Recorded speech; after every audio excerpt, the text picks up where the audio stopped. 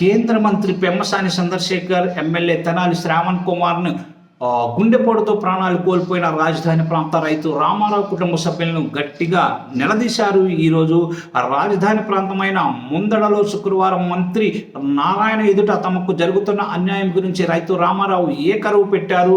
అనంతరం ఇక్కడే అందరూ చూస్తుండగానే గుండెపోటుతో తిరిగి రాని లోకాలకు వెళ్ళిపోయారు.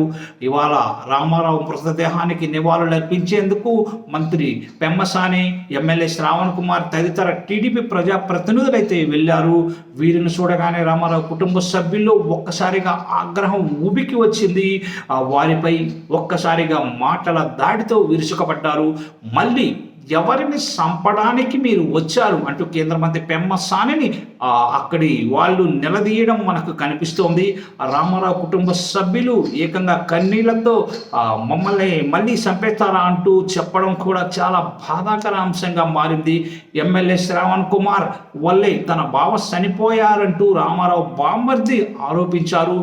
పోయిన మనిషిని తిరిగి తీసుకొస్తారా అని కుటుంబ సభ్యులు వాళ్ళని నిలదీశారు. మీరందరూ మమ్మల్ని చంపేయడానికి వచ్చారంటూ ఆగ్రహం అయితే వ్యక్తం చేశారు. మీ సానుభూతి అవసరం లేదని ముఖం మీదే బాధిత కుటుంబ సభ్యులు చెప్పడం మనం గమనార్హంగా చెప్పుకోవచ్చు. రాజధాని ప్రాంత రైతులు కూటమి సర్కారుపై ఏ స్థాయిలో ఆగ్రహంగా ఉన్నారో ఇదో ఉదాహరణగా మనం చెప్పుకోవచ్చు. సమస్యల్ని పరిష్కరించాలని నెలల తరబడి కోరుతున్న ప్రభుత్వం వైపు నుంచి ఇంతవరకు ఎలాంటి ముందడుగు పడలేదన్న ఆగ్రహం, ఆవేదన అయితే వారిలో ఉన్నాయి. ఆ ఆవేదనే రామారావు ప్రాణం తీసిందనేది కుటుంబ సభ్యుల ఆరోపణ.